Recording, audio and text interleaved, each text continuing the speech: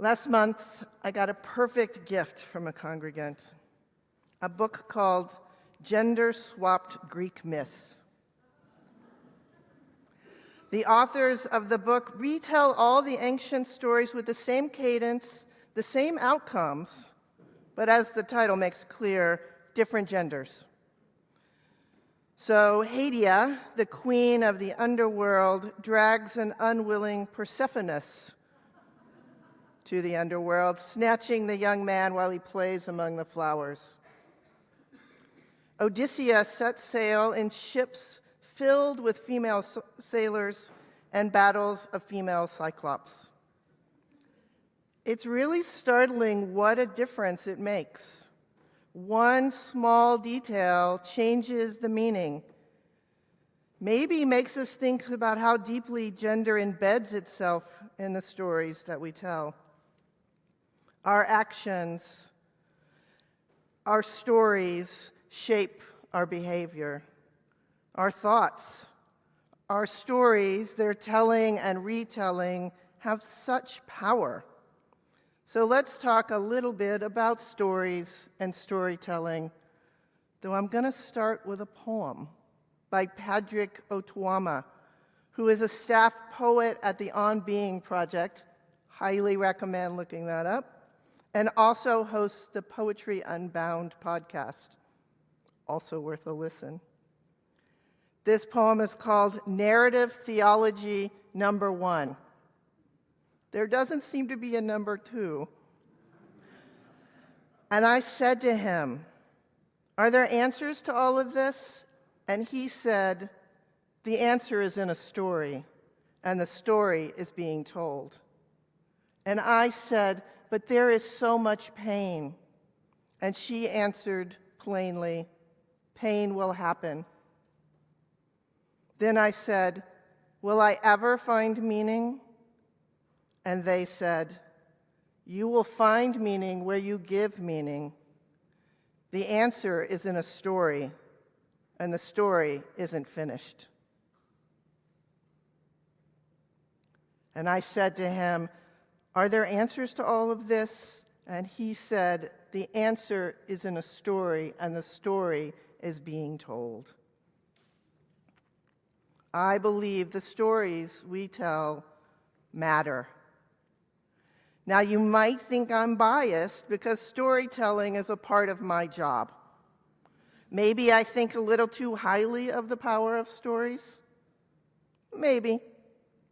But scientists agree with me. Neuroscientists explain that setting out objective facts or making detailed analytical arguments aren't the most effective way to get people to understand or agree with you. Nope. Instead, we are hardwired for stories. Our brains learn best through narrative. Stories are sticky. They convince us of deeper truths. Let's do a quick test of the power of stories. Think of a story about yourself. Maybe it's about UCB.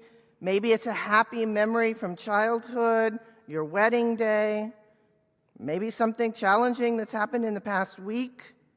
Maybe a story you've told 100 times. Maybe the one you just told during personal theology. Access that story. Let it develop in your mind. Focus on some of the details. Go ahead, I'll give you a few moments.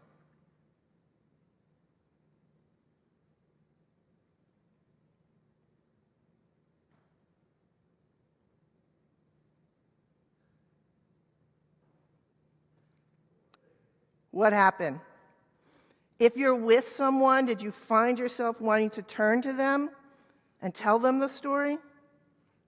That makes sense.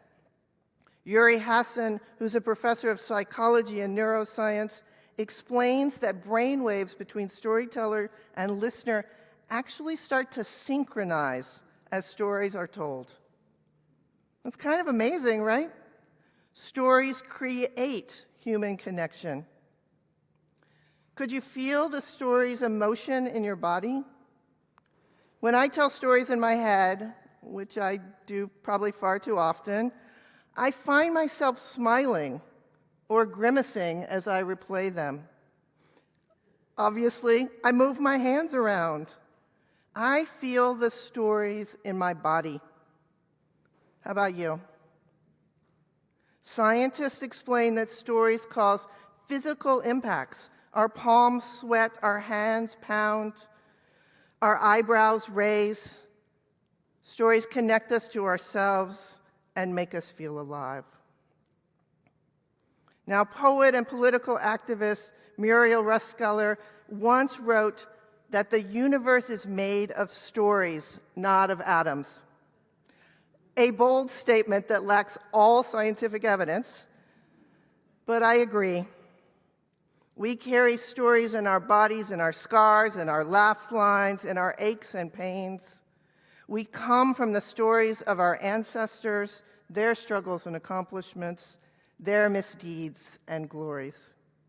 And then those stories become our stories, and we retell them as we attempt to become good ancestors ourselves.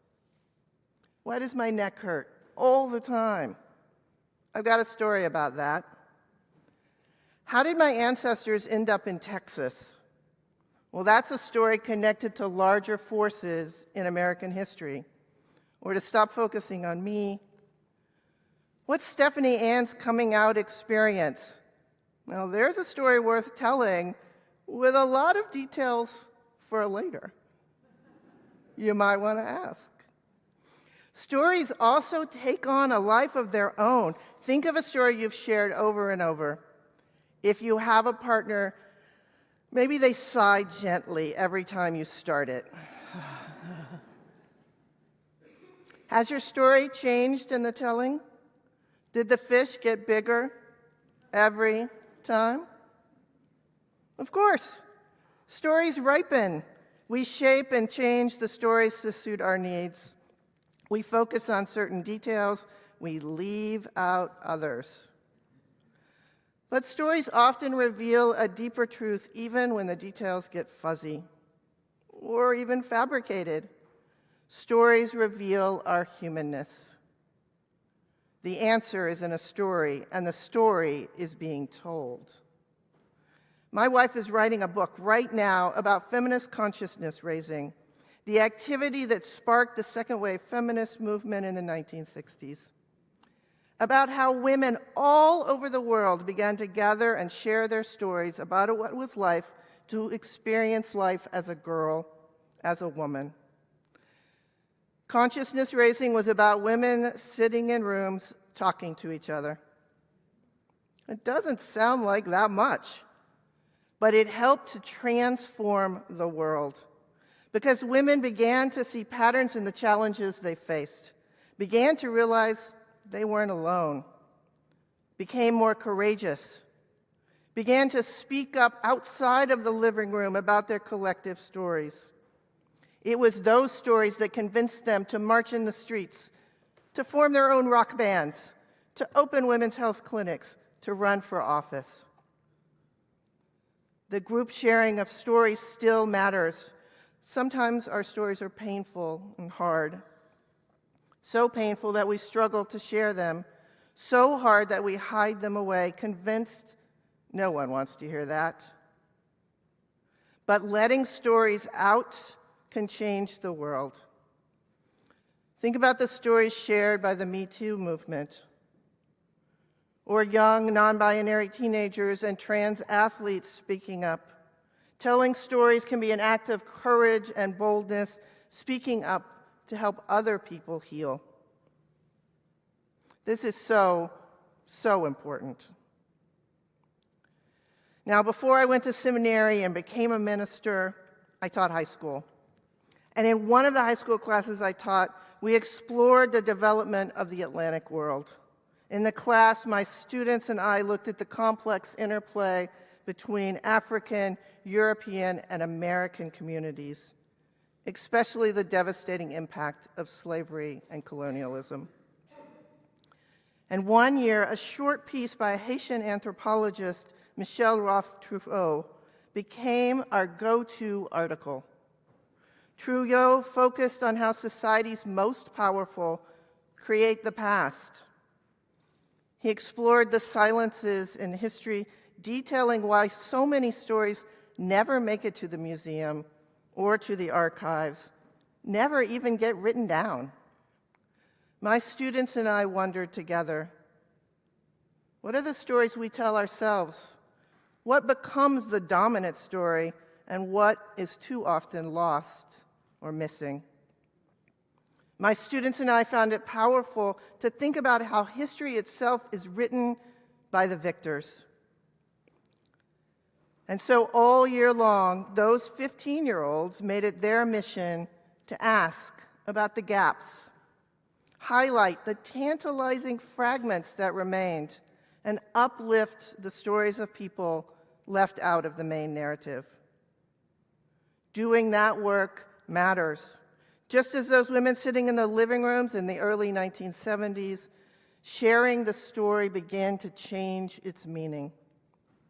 Something long tolerated becomes intolerable.